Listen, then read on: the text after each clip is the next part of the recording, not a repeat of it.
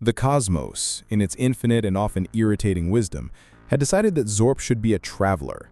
This was a decision Zorp himself frequently questioned, usually when some vital component of his ship, the Stardust Drifter, a name far too romantic for the clanking, dented bucket of bolts it actually was, decided to express its displeasure by exploding.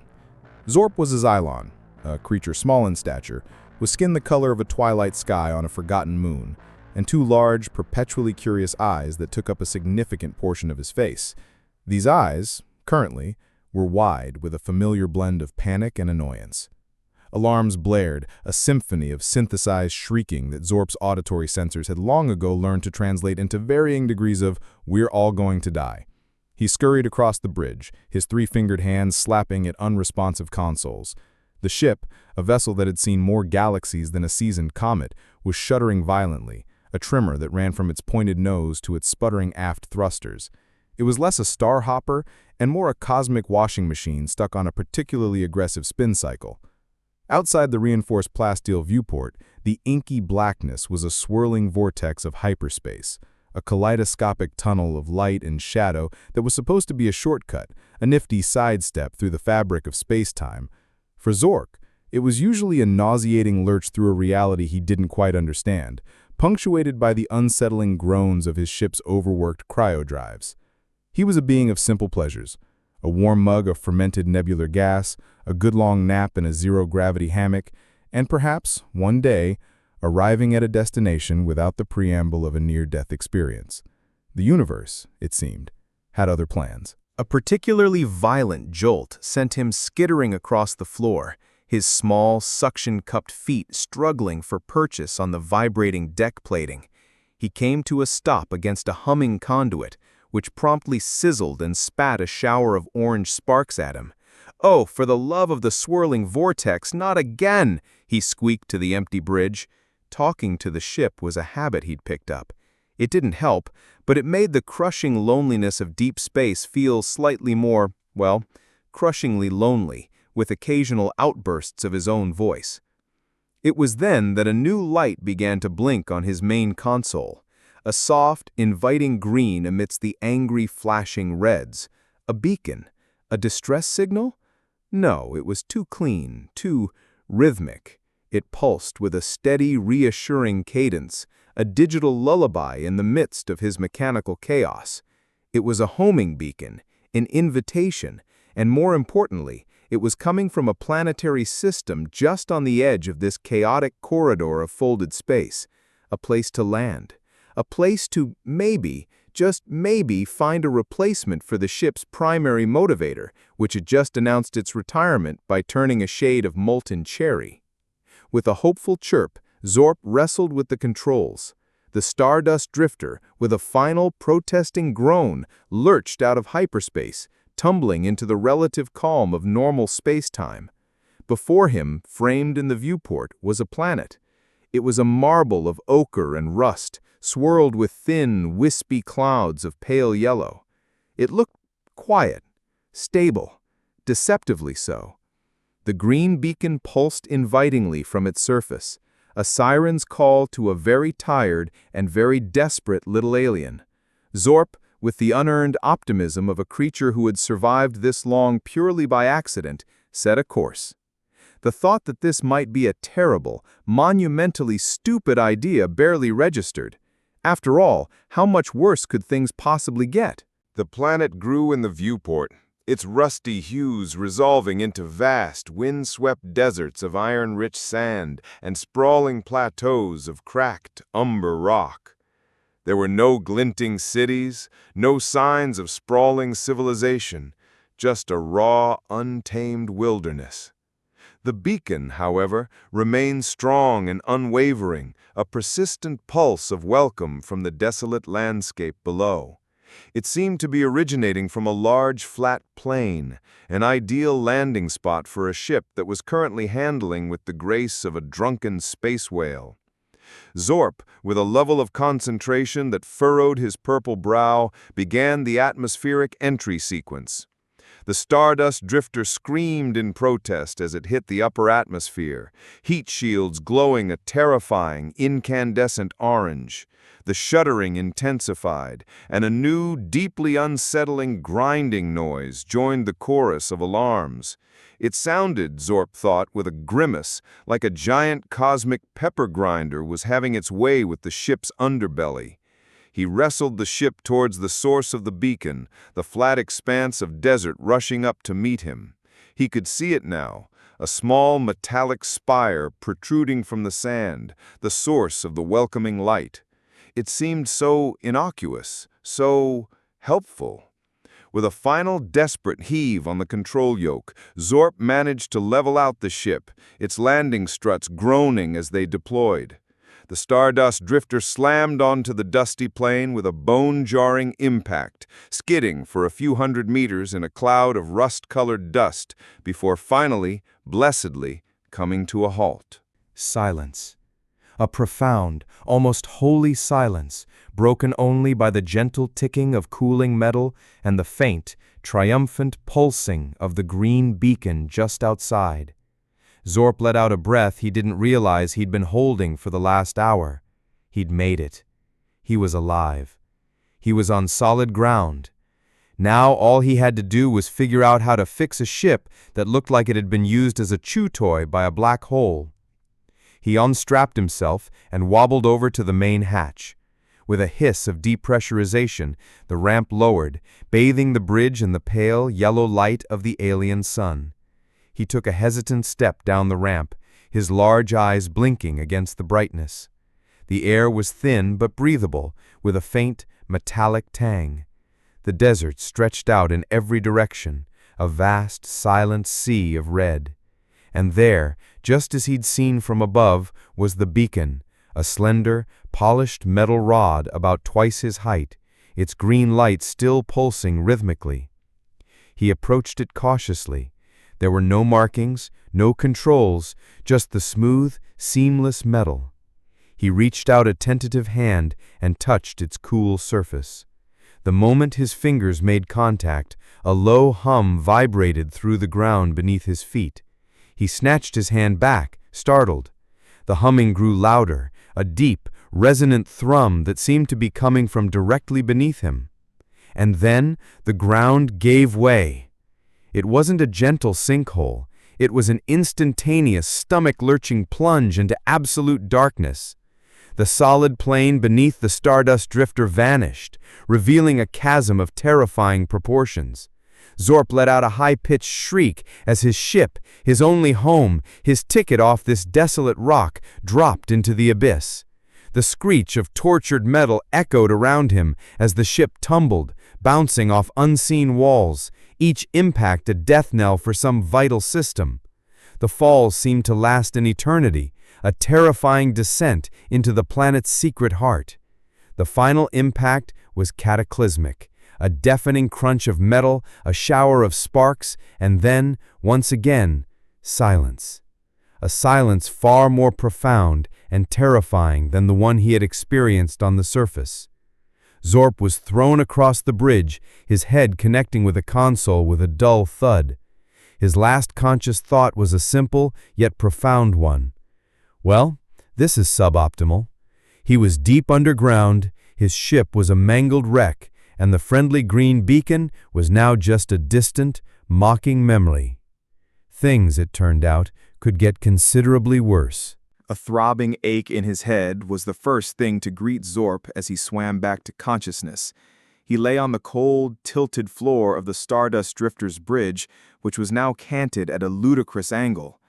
Emergency lights cast a sickly red glow over the scene of destruction.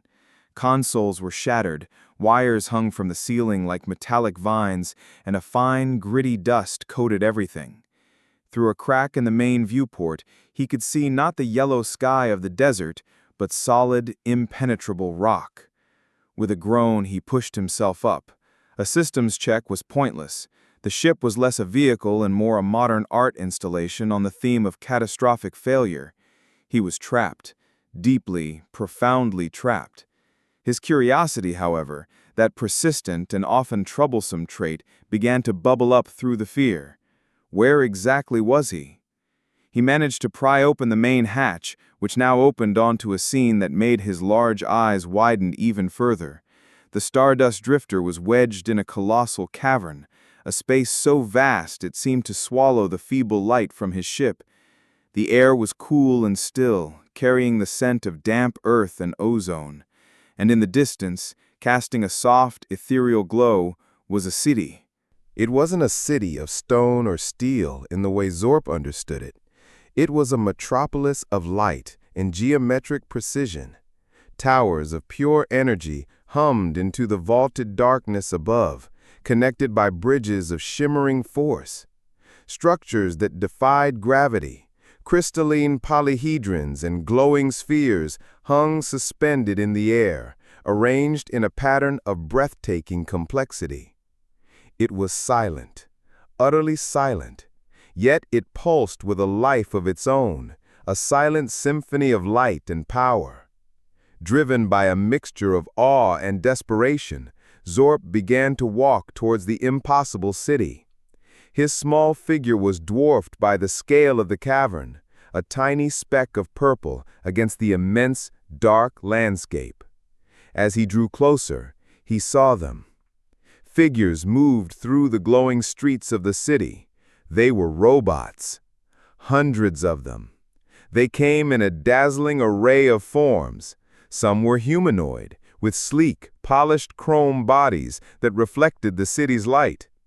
Others were more abstract, floating spheres surrounded by a nimbus of smaller orbiting tools.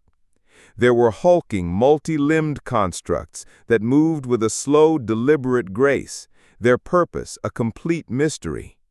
They glided along the glowing pathways, performed intricate tasks on the humming structures, and communicated in a language of soft chimes and shifting light patterns. There was no sound of industry, no clatter of metal on metal, just a pervasive low hum, the sound of a perfectly functioning, perfectly silent machine. Zorp hid behind a large crystalline rock, observing them. They weren't just automatons performing a programmed loop. There was an intelligence in their movements, a purposefulness. He watched as two humanoid robots met on a bridge of light. They stopped, and the lights on their chests pulsed in a complex back-and-forth rhythm.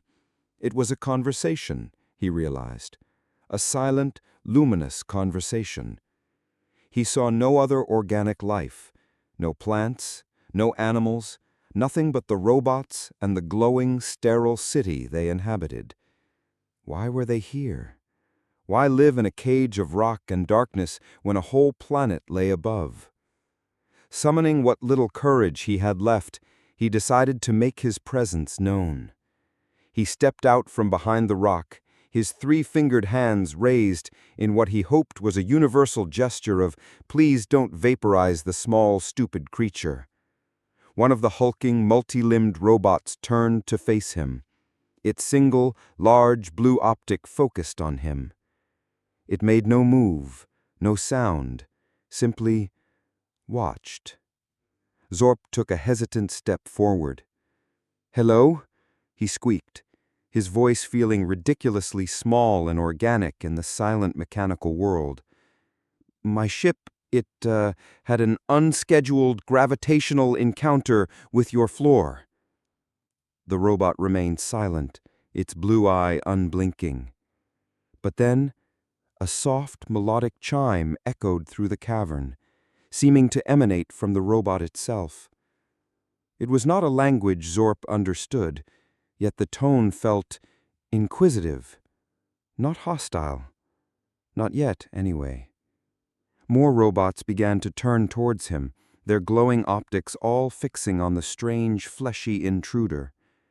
Zorp was surrounded by silent, ancient machines, deep in the bowels of a forgotten world. The silence, he was beginning to realize, was the most unnerving part of all. It was the silence of a tomb, or a museum, or both. Days, or what Zorp perceived as days in the timeless glow of the subterranean city, bled into one another. The robots, whom he had decided to call the Lumen, were not hostile. They were indifferent. They observed him with their silent, glowing optics, occasionally emitting a series of soft, musical chimes that he was no closer to understanding. They had provided him with a small, glowing alcove to rest in, and a series of nutrient pastes that tasted vaguely of ozone and regret, but they offered no answers. His attempts at communication were, to put it mildly, a failure. He tried charades, wildly acting out his ship's catastrophic plummet. The robots simply tilted their heads, their internal lights pulsing in what he could only assume was a state of profound, mechanical confusion. He tried drawing diagrams in the dust with a stick, sketching the Stardust Drifter and the beckoning spire on the surface. A small spherical robot floated over, extended a metallic tendril, and neatly swept his drawing away. It was all very frustrating. The breakthrough came, as they so often do, by accident. Zorp had taken to wandering the silent city, a tiny organic anomaly in a daze, or what Zorp perceived as days in the timeless glow of the subterranean city, bled into one another. The robots, whom he had decided to call the Lumen, were not hostile. They were indifferent. They observed him with their silent, glowing optics, occasionally emitting a series of soft, musical chimes that he was no closer to understanding. They had provided him with a small, glowing alcove to rest in, and a series of nutrient pastes that tasted vaguely of ozone and regret, but they offered no answers. His attempts at communication were, to put it mildly, a failure. He tried charades, wildly acting out his ship's catastrophic plummet. The robots simply tilted their heads, their internal lights pulsing, in what he could only assume was a state of profound mechanical confusion. He tried drawing diagrams in the dust with a stick, sketching the Stardust Drifter and the beckoning spire on the surface. A small spherical robot floated over, extended a metallic tendril, and neatly swept his drawing away. It was all very frustrating. The breakthrough came, as they so often do, by accident. Zorp had taken to wandering the silent city, a tiny organic anomaly in a world of perfect geometric precision. He found himself in a vast circular chamber at the city's heart. The walls were lined with what looked like alcoves, thousands upon thousands of them, each one containing a single dormant robotic chassis, identical in design. In the center of the chamber, a beam of pure white light pulsed from floor to ceiling. As he watched, one of the active lumen, a slender silver humanoid, glided to the base of the light beam. It stood motionless for a moment, and then its own internal light began to flicker and dim. Simultaneously, a new light began to glow within the chest of one of the dormant robots in an alcove. After a moment, the newly lit robot stepped out of its alcove, its movements fluid and certain. The original robot, its light now extinguished, remained still and silent, an empty shell. It was a transfer, a changing of the guard. But it was what he saw next that sent a jolt through his Xylon brain. He had salvaged a small handheld scanner from the wreck of the Stardust Drifter, a device capable of reading energy signatures and basic biological data. On a whim, he pointed it at the beam of light. The scanner whirred and beeped, its screen displaying a stream of incomprehensible data. But one reading stood out. A reading so impossible, so utterly insane, that he had to scan it again. The light beam, the conduit for the transfer, was radiating faint but unmistakable traces of biological energy, the ghost of a life sign. His large eyes darted around the chamber. He looked at the robots, with their purposeful movements and their silent, light-based conversations. He looked at the empty shells and the transfer of something through the beam of light.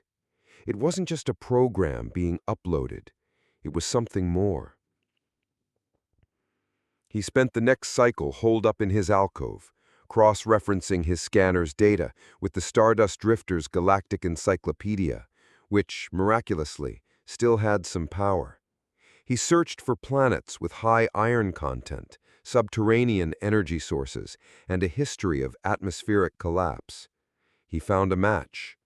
A planet called Xylos, whose inhabitants, a race of fragile silicon-based beings, had faced an extinction-level event thousands of years ago. Their sun had entered a volatile phase, bombarding the planet with lethal radiation.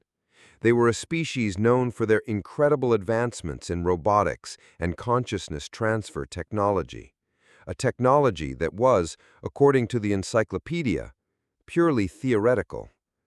It all clicked into place with the force of a physical blow. The Lumen weren't robots. They were the Xylons. They had abandoned their fragile biological bodies, their flesh and blood, and transferred their minds, their very consciousness, into these immortal mechanical shells. They had retreated deep underground to escape the dying sun, building this incredible city to house their new existence. The beacon that had lured him here wasn't a trap.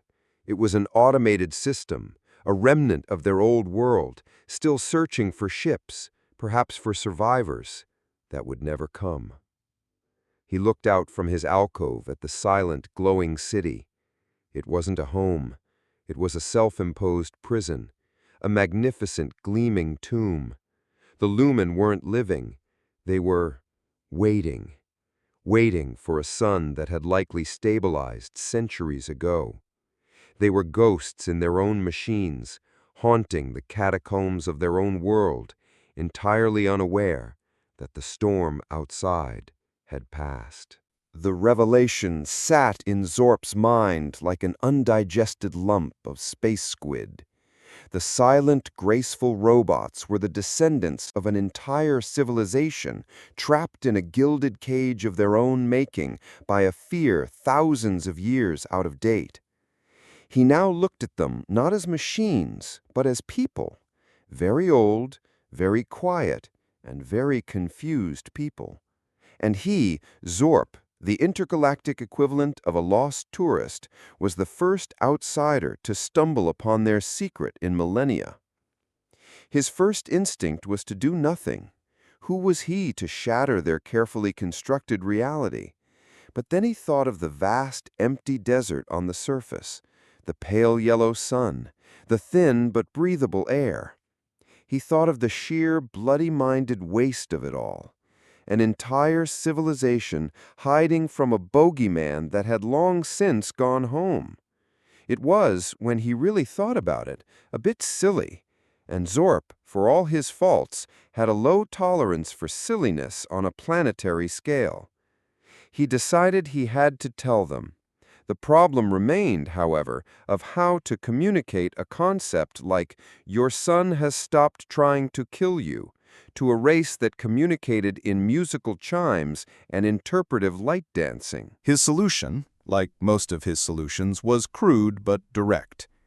He returned to the wreck of the Stardust Drifter, a place the Lumens seemed to avoid, and rummaged through the debris.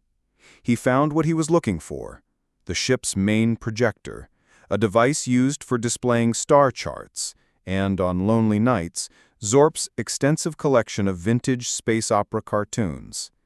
It was cracked, but the power core was still functional.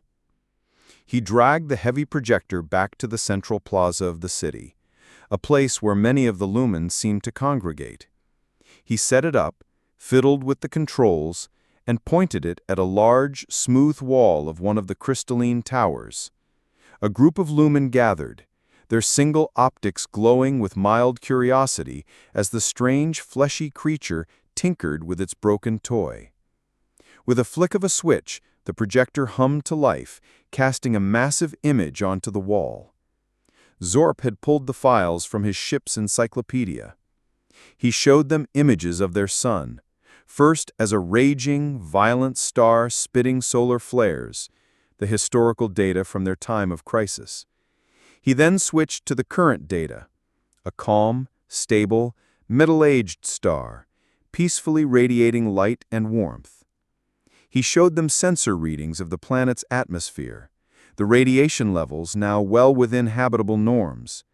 He showed them images of other worlds, bustling with trade and life, ships zipping between planets, vibrant marketplaces full of diverse species. Finally, he showed them a star chart. He pointed out their planet's position, a prime piece of real estate at the crossroads of several major hyperspace lanes. He didn't have the words, or the chimes, to explain it, but the images did the talking. He was trying to show them not just what they had lost, but what they could gain. He turned to face the assembled Lumen, who had been watching the display in complete silence. He pointed up, towards the cavern roof, towards the surface. It's nice up there now," he said, feeling a bit foolish. "Good weather, a bit dusty, but the view's fantastic.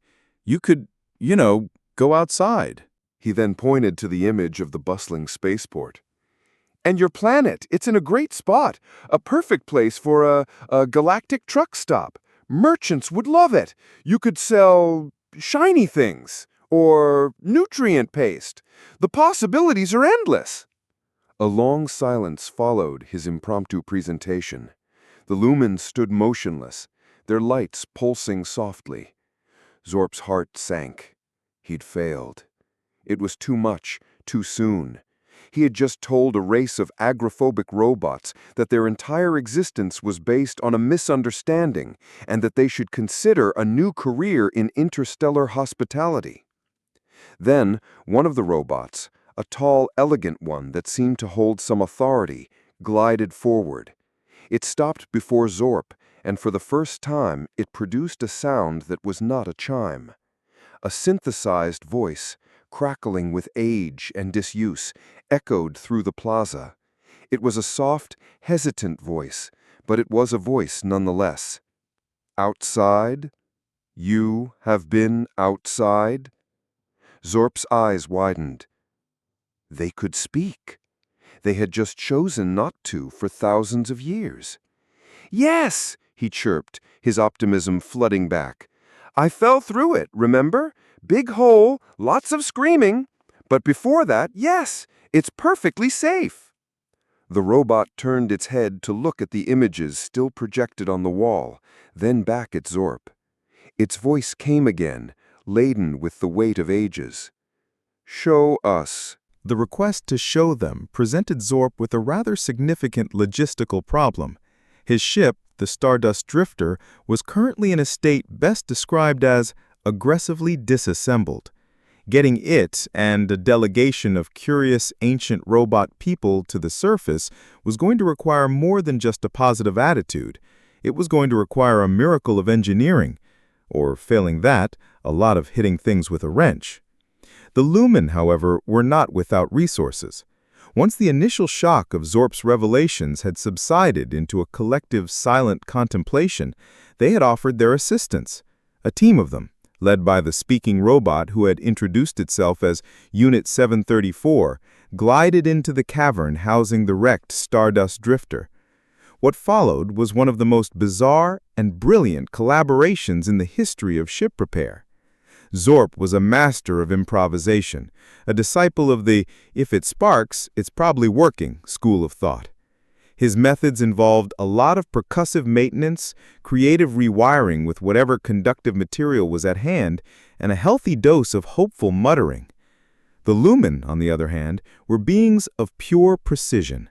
They had millennia of theoretical engineering knowledge stored in their crystalline data cores. They approached the mangled hull of the Stardust Drifter with an almost surgical reverence.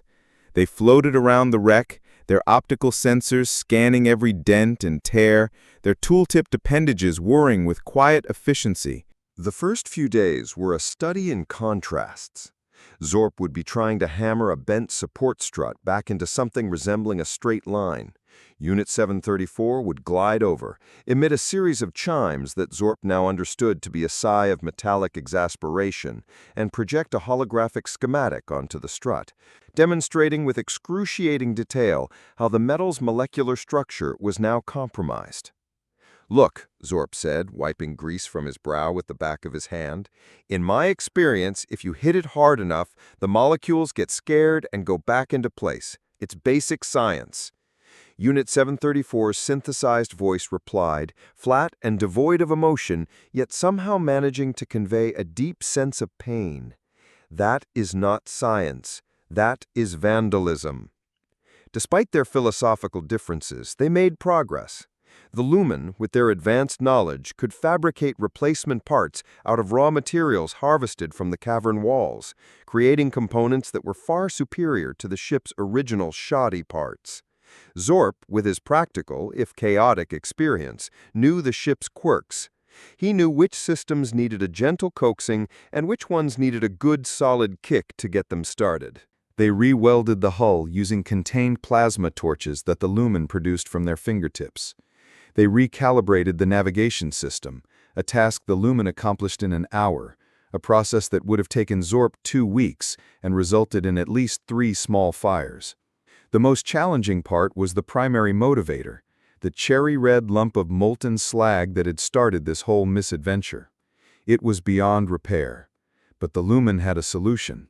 They didn't have a starship engine, but they did have the power source for their entire city, a contained singularity that had been humming along flawlessly for thousands of years. With a level of casual brilliance that boggled Zorp's mind, they fashioned a miniature contained version of it, and with a few modifications to the Stardust Drifter's power grid, installed it. Zorp's ship now ran on a baby black hole. It was, he had to admit, a significant upgrade. Throughout the process, a strange camaraderie formed. The Lumen, who had not had a new thought or problem to solve in centuries, were invigorated by the challenge. They chattered amongst themselves in their light language, their movements becoming more animated. Zorp, in turn, found himself enjoying their quiet, logical company. He even managed to teach a few of the younger, more curious units how to play a card game with a deck he had made from salvaged plasteel sheets. They were terrifyingly good at it, their ability to calculate probabilities making them almost unbeatable. Finally, the day came. The Stardust Drifter, still dented and scarred, but now structurally sound and ridiculously overpowered, stood ready. It was no longer a wreck, it was a hybrid, a testament to 2 very different cultures coming together to solve a common problem. Zorp stood at the base of the landing ramp, looking at Unit 734 and a small delegation of Lumen who were to be his first passengers to the world above. "Well," Zorp said with a grin, "who's ready to see some sunshine?" Unit 734's optic glowed brightly. "Define sunshine." The ascent was, for the first time in the Stardust Drifter's long and troubled history, smooth. The new singularity-powered engine didn't roar or shudder.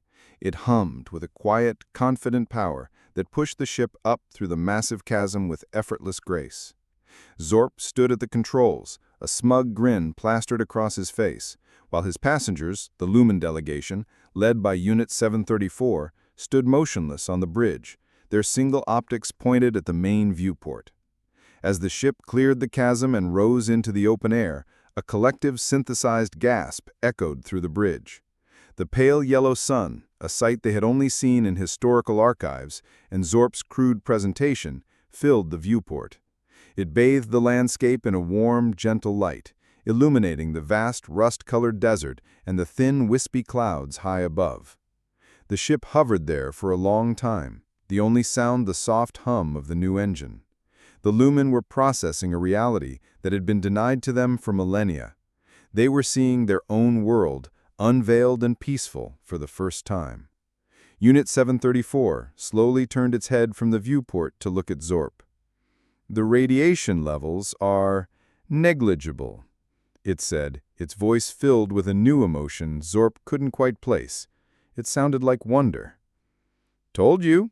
Perfectly good planet. Bit of a fixer-upper, but it's got good bones." He landed the Stardust Drifter gently on the dusty plain, not far from the chasm from which they had emerged. The landing ramp lowered with a soft hiss, and for the first time in thousands of years, a Xylon, in their true mechanical form, set foot on the surface of their own world. Unit 734 stepped onto the sand, its polished chrome feet sinking slightly into the red dust. It reached out a slender hand, letting the fine grains run through its metallic fingers. Another Lumen tilted its head back, its optic focused on the sky as if trying to comprehend the sheer, open emptiness of it all. The news, transmitted down to the subterranean city via the ship's comms, sent a ripple of change through the ancient static society. The exodus was not immediate, it was slow, cautious. Small groups of lumen would ride the Stardust Drifter to the surface, spend a few cycles in the sun, and return with reports of the strange sensations of wind and warmth. Zorp, in the meantime, had become an unlikely ferryman and city planner. He flew them around, showing them the vast mountain ranges, the dried-up ocean beds, the planet's poles where water ice was still plentiful. He helped them begin construction on a new city on the surface, a settlement that blended their glowing, ethereal architecture with the natural landscape of the desert. His job, however, was almost done. The Stardust Drifter was repaired, upgraded beyond his wildest dreams, and his fuel tanks were full. It was time for the perpetually in motion Zorp to get back in motion. He stood on the edge of their new, burgeoning surface city, saying his goodbyes to Unit 734. The Lumen were already setting up a new, much more powerful beacon, not one of distress, but one of invitation, an advertisement. Under new management, prime commercial real estate, inquire within. Zorp's idea for a galactic truck stop had, to his surprise, been taken very seriously. "Are you certain you will not stay?" Unit 734 asked, its voice now much more fluid and expressive. "Your input has been illogical, yet effective. We could offer you a permanent position as consultant for unconventional ideas." Zorp laughed, a series of happy squeaks. "That's a very tempting offer, but the galaxy's a big place, and there are a lot of other broken things I haven't tried to fix yet. Besides, you guys have got this." He looked at the new city, at the lumen moving between the structures, their light seeming to burn brighter under the open sky. They were no longer ghosts in a machine, but architects of a new future. They had a long way to go, a whole culture to rebuild, but the silence had been broken. He climbed the ramp of the Stardust Drifter one last time. He turned and gave a final three-fingered wave to Unit 734. The robot raised its own hand in a perfect mirrored imitation. With a hum that was now his favorite sound in the universe, the ship lifted off the ground, leaving a cloud of red dust in its wake. Zorp set a course for the nearest trade nebula, his mind already on a warm mug of fermented gas. As he glanced back at the ochre-colored marble, he saw a new light blinking on its surface, a bright, welcoming pulse at the crossroads of the galaxy. It was a good place, he thought, a place with a future. And he, the small, stupid alien who was just looking for a place to land, had, entirely by accident, helped them find it. The universe was still a deeply irritating place, but today, just for a moment, it felt a little less so.